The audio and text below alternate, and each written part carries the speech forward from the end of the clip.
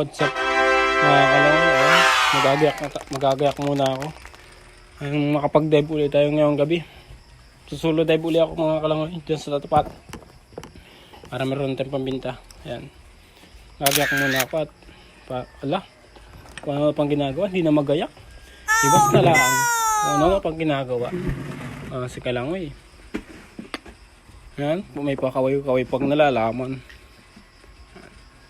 Yan yung ano ko, flashlight ko mga kalangoy, diving flashlight.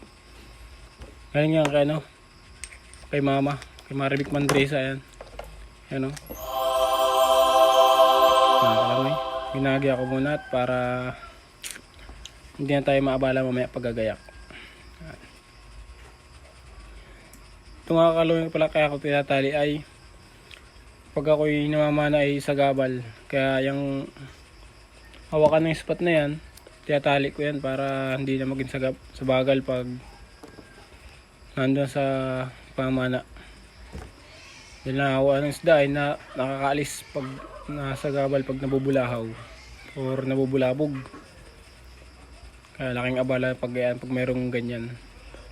Kaya ang ginagawa ko, tatalian ko na lang yan. Kaysa tanggalin, tatalian ko na lang para hindi rin naman mawala pag tinanggal. Kaya may posibilidad na mawala ang hawakan na yan. Malimutan baga kung saan ilalagay. Ala, kakyot ko talaga. Ayaw diba? Kakyot. Yan, tapos na yan. Yan. Gusot na muna ako ng fragman mga kalangoy. Ito nga pala yung gamit kong diving mask. Babayin muna mga kalangoy. Salamat sa pagsuporta. Abangan nyo na lang po mamaya. One eternity later. What's up and welcome back sa ating channel mga kalangoy. Ayan, karating ko lang galing sa pag-dive. Ayan, papakita nga pala yung huli ko. Ito lang ang huli ko. 3 oras lang yata kami naglalawin kagabi mga kalangoy. Saglit lang. Kuha lang ng pangulam. Yan, mga danggit, mga medium na yan. Mediumin. Tsaka itong bangus dagat. Tawagin dito sa amin ay banak na puti. Masarap yan sa paksiw. Panalong panalo yan mga kalangoy.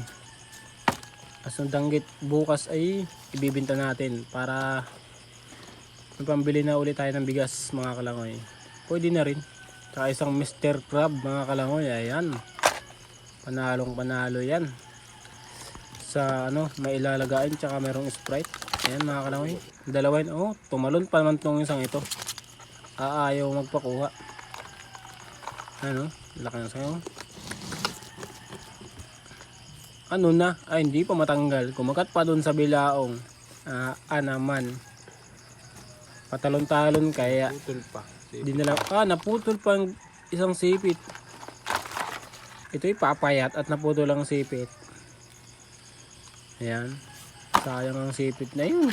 Naputol pa man. Yung mga kalawin, mga danggit. Yan yan, sarap niyan sa pinirito. Bukas ka, ulam ka, pinirito. Yan mga kalangoy. Yan sarap niyan, panalo. Saka isang samaral mga kalangoy. Yan laki. Estimated ko din nasa 400 grams ito. Samaral na yan. Sobrang lapad. Manitis. Panalo yan talaga sa paksiw mga kalangoy. Laki. Bubuwanin na naman ngayong buwan naman labas ng mga manitis na yan mga kalangoy. Yan lukos. Lukos mga kalangoy. Nakadalit yung 4 na piraso. Dito lang sa tapat namin. Doon sa dating spot. Hinilang ko yan yung isang gabi. Nakakuha ulit tayo ng lukos. May isda lang dito talaga sa tapat namin. Talaga nirurugado lang ng ibang mga maglalakoy.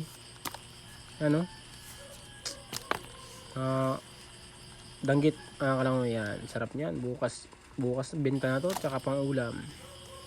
Pang ulam na. May pang binta pa. Dissolve na naman na maghapon mga kalangoy. Yan yan. Mga danggit. Yung iba yung maliliit. Yung iba yung mga mediumin. Tapos yung iba ay malalaki na rin mga kalangoy. Tama na rin. Nukos uli. Sayang. Hindi tayo nakakain ng nukos. Kaya ibibenta na lang natin yan mga kalangoy. Yan o. At binta ba tayo dito ng kahit mga 300 pesos. Ayos na. Hindi na masama. Kaysa nagtutulog. Ano lang yun. Ito lang huli natin. Sana bukas ay makalangoy ulit tayo. Makapag-dive baga. Para hindi naman tayo mainip sa loob ng bahay lang. Yan. At shout out nga po pala kay Pastor John Mandresa from Humalig. Maraming salamat po sa pagsuporta, Pastor. Ingat po palagi and God bless. Yan. Hanggang dito na lang muna mga kalangoy. Ayan. Update ko na lang kayo sa sunod na dive. Huwag niyo kalimutan like and share, subscribe and follow sa akin.